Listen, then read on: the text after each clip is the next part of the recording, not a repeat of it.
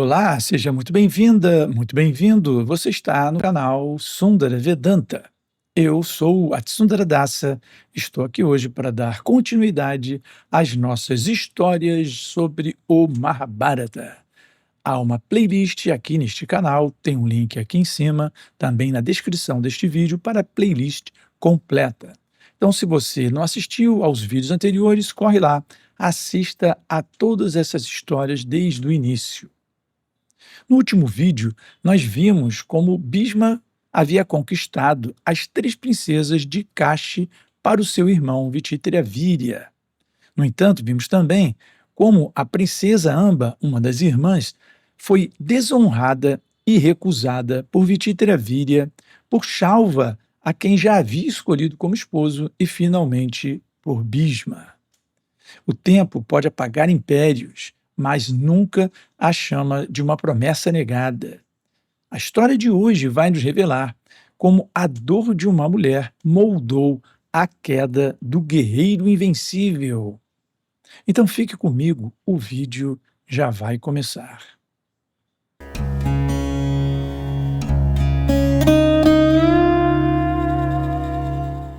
Então, após todos os eventos que culminaram com Amba ficando completamente infeliz com a situação que ela vivia, porque ela já não poderia mais se casar, ela havia sido recusada por 3 guerreiros, ela resolve ir aos bosques, às florestas, encontrar-se com os sábios e iniciar uma série de sacrifícios e austeridades, com a intenção de alimentar aquele ódio que ela possuía por Bhishma, a fim de conseguir uma forma de acabar com Bhishma.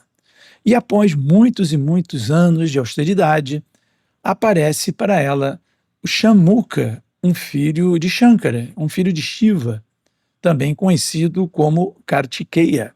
Ele recebia esse nome de Shamuka porque ele possuía 6 faces.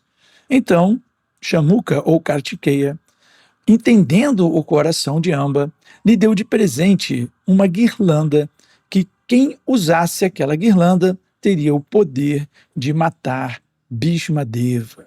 Nesse ponto, vale a pena nós falarmos um pouco sobre este personagem, Kartikeya, o filho de Shiva, que aparece e dá essa guirlanda para Amba.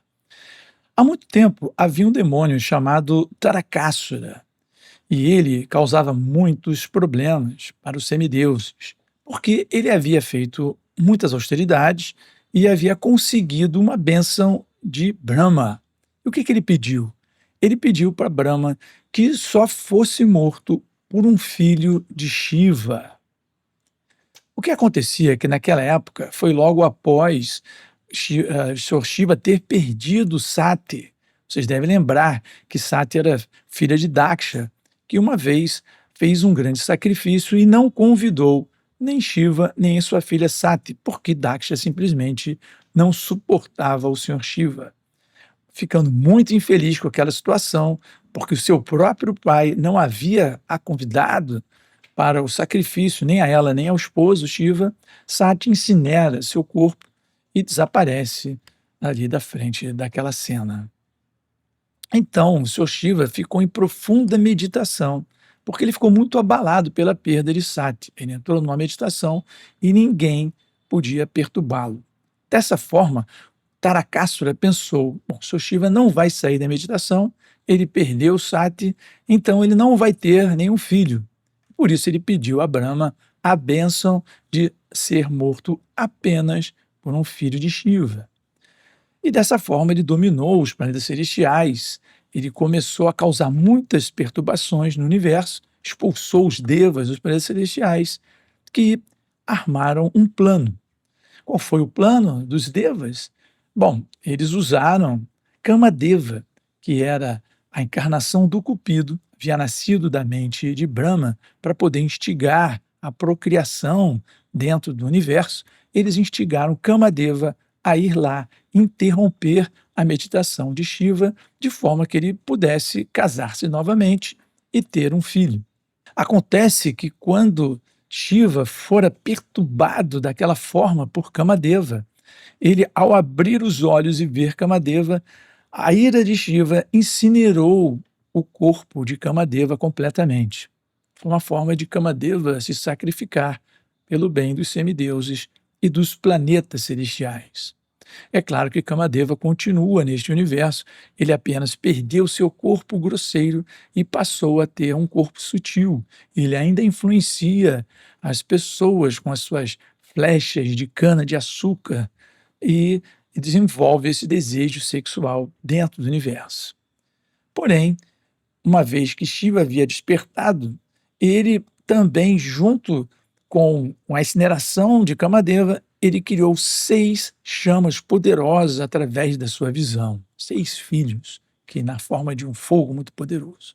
Então, Agni, que é o deus do fogo, se prontificou a pegar essas 6 chamas que emanaram de Shiva, essas 6 energias de Shiva.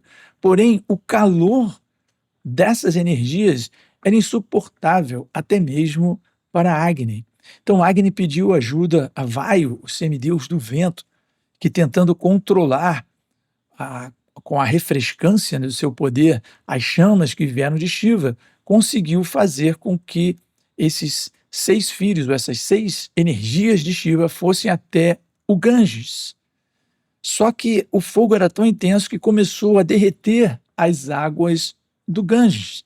E aí Ganga, dessa forma, conseguiu isolar essas 6 chamas num lago chamado Saravana, que fica ali no alto dos Himalaias, na parte espiritual de Kailasha, nos Himalaias. E neste lago, as 6 chamas foram depositadas. Em seguida, as Kriticas, que são ninfas celestiais, esposas de Chandra, uma das nakshatras, né, uma das esposas de Chandra, elas amamentaram aqueles bebês, aqueles 6 bebezinhos que estavam ali no lago.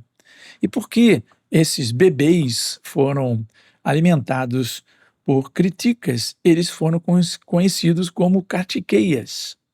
O que acontece é que Sr. Shiva casa-se novamente com Parvati e ela, com muito amor, pega os 6 filhos de Shiva e na hora que ela segura os 6 filhos de Shiva, eles se fundem em uma figura só, que era o Shamuka, ou aquele que tem 6 faces, porque esse bebê ele continuou com 6 faces.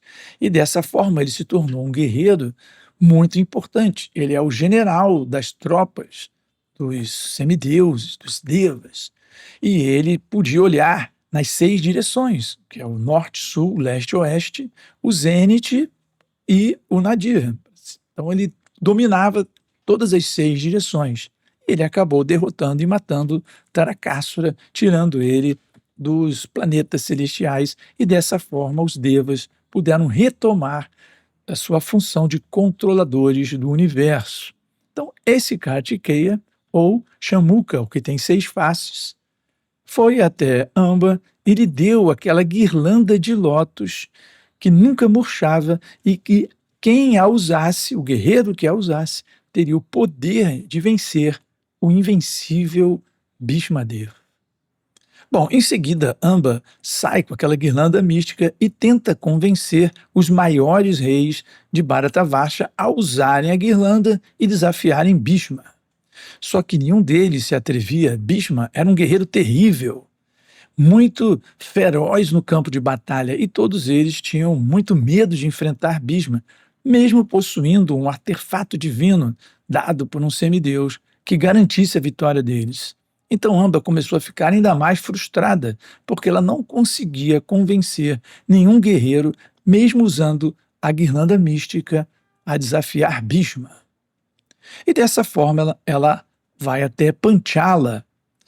Panchala era um grande centro acadêmico, com grandes sadhus que estudavam os Vedantas, e nós vamos ver também que os reis dessa dinastia ofereceram a maior resistência aos Kurus já na época da Batalha de Kurukshetra, mas isso vai ficar muito mais para frente.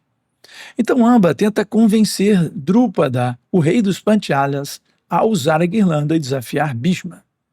Só que Drupada diz para ela: olha, além de muito poderoso, Bhishma é uma pessoa muito boa. Eu não tenho nenhum interesse em lutar e derrotar Bhishma. Sinto muito, mas eu não vou poder satisfazer este seu desejo.